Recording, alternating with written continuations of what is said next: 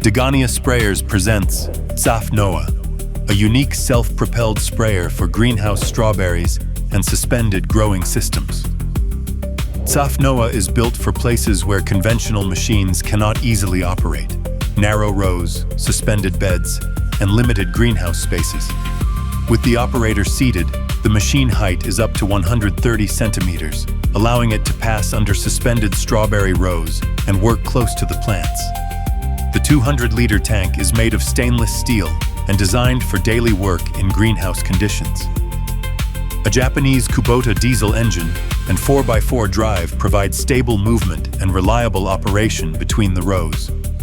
The operator sits inside the machine and controls the speed, driving direction, and spraying quality throughout the entire row.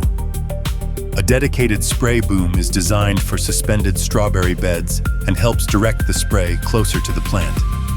The system can operate with or without air assistance, depending on greenhouse conditions, crop requirements, and the spraying task. TZAV-NOA is a compact and reliable solution for professional strawberry spraying in greenhouse rows. Degania Sprayers. Precision engineering since 1956.